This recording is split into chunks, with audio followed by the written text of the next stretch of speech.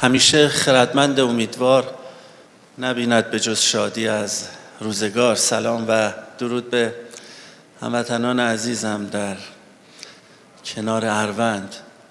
خیلی خوشحالم که در خدمتتون هستم و واقعا استفاده کردم استاد از دیدگاه‌های ارزشمندتون. به نظر من حجت رو تمام کردید و کاملا شفاف، صاحب نظرانه و در این حال بی‌طرفانه با عدد و رقم برای اونهایی که دنبال کشف واقعیت هستن گفتن که چرا الان با یه همچین بحرانی روبرو هستیم. من بخشی از شیرین ترین خاطرات کودکیم رو کنار اروند گذروندم. سالهای 1349 تا 1151 در همین محله باوارده کنار ایستگاه رادیو زندگی می کردم. پدرم نظامی بود و یادم من مادرم بیماری شدید قلبی داشت و نگران بود، می گفتش اگه بیایم اینجا با این آب و هوا من حالم بدتر میشه. ولی هیچ وقت یادم نمیره که پدرم گفت میخوام تو رو ببرم یه جایی که بهترین آب دنیا رو داره.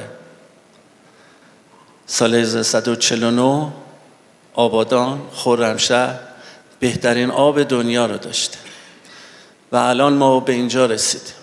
این خیلی واقعا خیلی آدم حالش گرفته میشه برای کسی که به این آب و خاک عشق و علاقه داره و در بخشی از این آب و خاک که زرخیزترین بخششه بی تردید نباید چنین اتفاقی میافتاد. در خوزستانی که در پایاب زاگرس قرار گرفته و در طول صدها هزار سال مغذی ترین خاک ایران در این جلگه سرازیر شده و میتونسته اینجا همیشه انبار غذای ایران باشه، نباید واقعا چنین اتفاقی میافتاد. در خوزستانی که حجم مخازن سدهاش بیشتر از هر منطقه دیگری در ایران 23 میلیارد متر مکعب، ما واقعا میتونستیم مدیریت بکنیم و نذاریم به همچین فاجعه‌ای که الان استاد با شفافیت و صراحت در موردش صحبت کرد برسیم. این نکته مهمی رو که میخوام اشاره بکنم اینه که ماجرای نخل و اینکه ما نزدیک 6 میلیون نفر نخل رو از دست دادیم فقط یک ضایعه اقتصادی نیست. نخل برای مردم خوزستان، برای مردم بوشهر، برای مردم کرمان، برای حتی مردم خروبیابنک، برای هر جایی که نخل حضور داره یک عضو خانواده است، یک ارزش معنوی و پرایسلس داره. هیچ وقت یادم نمیره وقتی اون فاجعه متروپول اتفاق افتاد و قرار بود که اونجا رو جمع و جور کنن و آوار برداری کنن، یه دونه نخل اونجا بود و هیچ کدوم از این راننده های لوده حاضر نشدن طوری رفتار کنن که این نخل آسیب ببینه. این نماد تفکر مردم ایران به نخله و نماد واضح‌ترش در همین خطه است. این که ما نخلستان ها رو از دست میدیم فقط یک ضایعه اقتصادی نیست، یک مشکل به شدت بزرگ معنوی و جبران ناپذیره و همه باید تلاش بکنیم که این بخش از خاطرات ایرانیان و این خانواده، این عضو عزیز خانواده ایران از بین نره. نخلستان ها فقط ارزش اقتصادی ندارن بلکه ارزش های اکولوژیک دارن. نخلستان ها با سایه اندازی که بر زمین میکنن با ارتقای ظرفیت گرمایی ویژه منطقه سبب میشن تا تفاوت دمای شب و روز کم بشه. یکی از اتهاماتی که میزنن، من بعضا دیدم میگن نخل در واقع گیاه آببریه، اما به نسبت خدماتی که داره ارائه میکنه کاملا نوش جونش و ما باید تلاش بکنیم که این نخلستان ها را حفظ بکنیم، نه فقط به خاطر ارزش های اقتصادیش، به خاطری که جلگه خوزستان رو همچنان تاب‌آور و قابل زیست نگه می‌داره. مرگ نخلستان‌ها یعنی افزایش تفاوت دمای شب و روز و یعنی امکان کمتر زیستن در خوزستان، یعنی افزایش نرخ مهاجرت، یعنی رفتن مردم خوزستان به مناطقی که همین الان هم با تنش آبی روبرو هستن و تشدید بحران. پس همه باید کمک بکنیم که حال نخلستان ها دوباره به اون شرایطی که استحقاقش است و ایشون استاد با عدد و رقم هم نشون دادن که امکان پذیره برسه.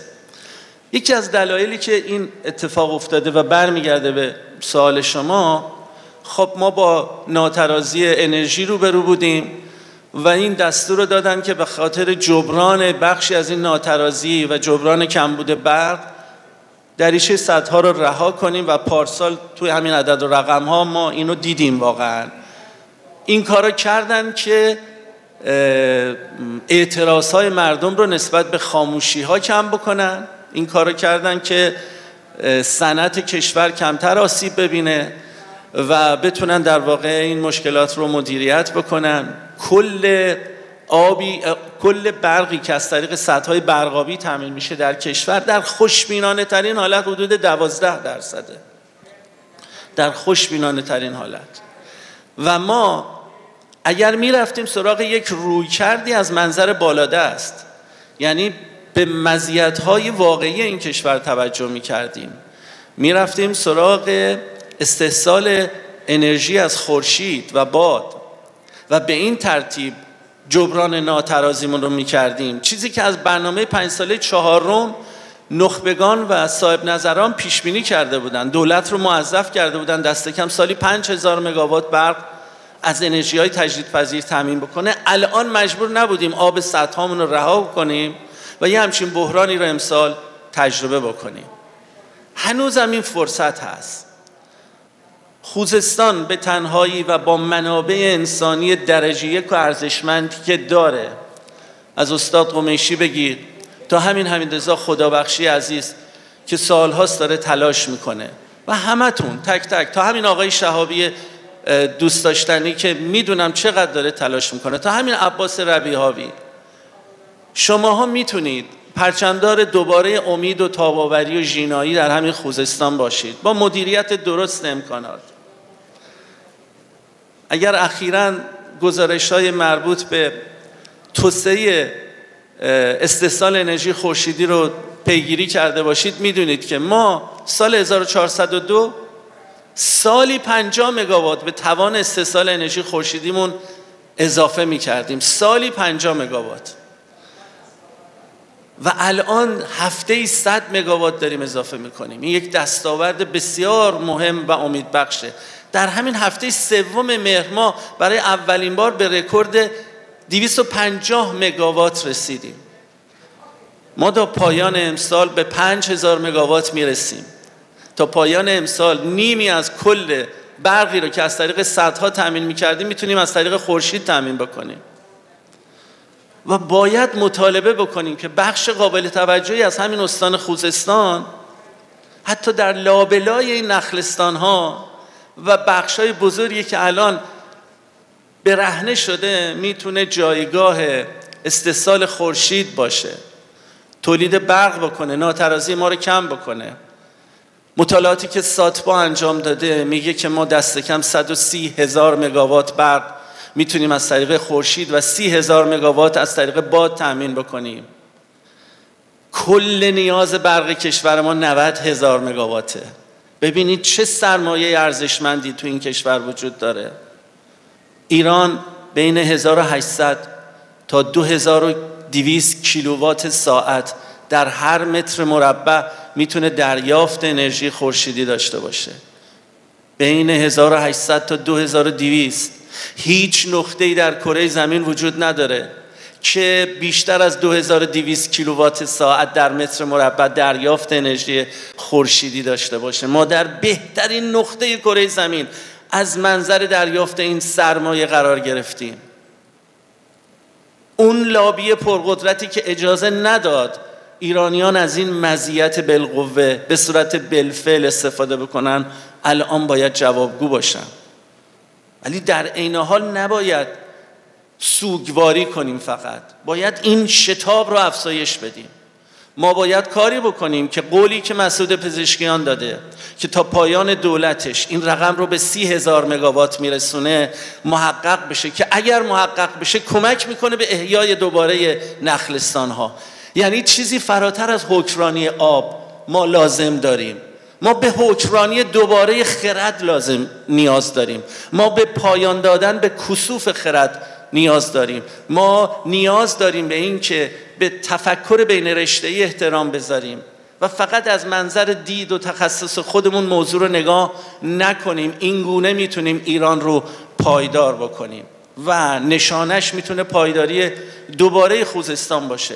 خوزستانی که حدود 600 میلیون متر مکعب نیاز آب شرب و بهداشتیشه و متاسفانه تقریبا همه این نیاز داره در هیبت فاضلاب وارد کارون، کرخه، جراحی، مارون، بهمنشیر، زهره میشه.